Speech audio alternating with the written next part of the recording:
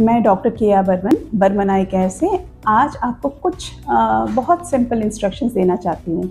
हम जब भी किसी आई डॉक्टर के पास जाते हैं हमें आई ड्रॉप्स दिए जाते हैं, पर काफ़ी लोगों को ये पता नहीं होता कि आई ड्रॉप्स डालने कैसे हैं, किस तरीके से डालने हैं, आई ड्रॉप्स को खोलना कैसे है। आज के हमारे जो इंस्ट्रक्शंस होंगे वो इसी के बारे में होंगे। अब आई ड्रॉप्स जो होते हैं, आपको जो स्पेशल बॉटल्स आती हैं इनमें एक सील हुआ करता है। इस सील को आप जैसे ही खोलेंगे अंदर की तरफ एक छेद रहता है। किसी भी आई ड्रॉप को किसी पिन से, बाहर की कोई भी चीज़ से उसमें छेद नहीं करना होता है। जो आई ड्रॉप्स आते हैं उनको जैसे आप बॉटल को टाइट करते हैं वो खुद ब खुद उसमें छेद हो जाता है, जिससे कोई भी बैक्टीरिया आई ड्रॉप के अंदर ना जाए। हमेशा याद रखना है कि आई ड्रॉप जब आप खोलें उसका जो नोजल होता है जहाँ से आई ड्रॉप निकलता है उस जगह को कभी टच ना करें, क्योंकि हमारे हाथों में कई सारे बैक्टीरिया होते हैं जो फिर आई ड्रॉप के अंदर चले जा सकते हैं। तो इसीलिए याद रखना है कि जब भी आई ड्रॉप आप डाल लें उसके बाद ढक्कन को अच्छे से बंद कर दें और इसको किसी साफ़ सुथरी जगह पे रखें। आई ड्रॉप्स जब आपके पास एक से ज़्यादा आई ड्रॉप्स डालने की बारी आती है तो हमेशा याद रखना है कि जब आपने एक आई ड्रॉप डाली है तो उसको डालने का तरीका क्या है।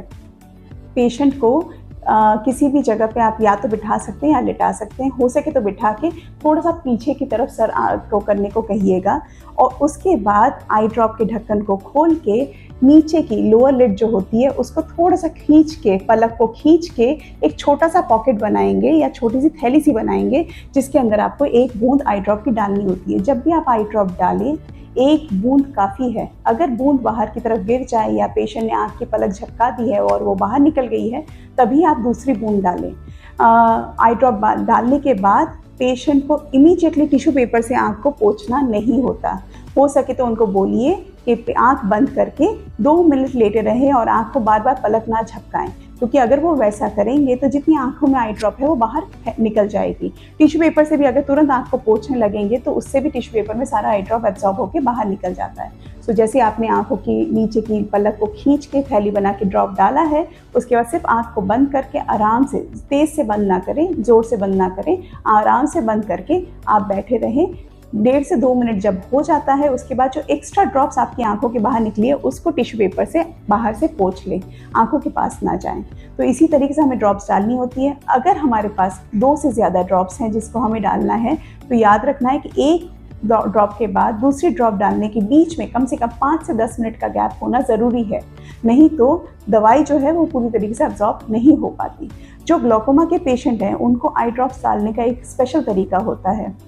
उनके आंखों में ड्रॉप काफ़ी देर तक रहे, जल्दी से बाहर ना निकल जाए और उसका मैक्सिमम इफेक्ट आए, उसके लिए हम स्पेशल तरीके से उनको ड्रॉप्स डालने का तरीका समझाते हैं। उसमें क्या करना होता है, उन्हें जैसे हमने कहा आंख को खींच के ड्रॉप डाला, डालने के बाद आंख बंद करके जो अंदर का हिस्सा होता है उसको हाथ से 30 सेकंड के लिए दबा के रखें।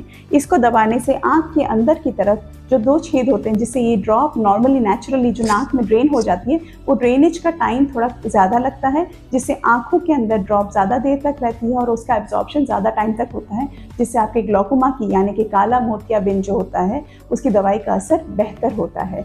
तो इसी तरीके से करिए। हमेशा याद रखिए ड्रॉप्स डालने से पहले हाथों को अच्छे से साबुन से धो के ड्राई कर लीजिएगा, क्योंकि हमारे हाथों में हमेशा बहुत सारा बैक्टीरिया होता है तो वो आंखों के आसपास भी नहीं जाना चाहिए।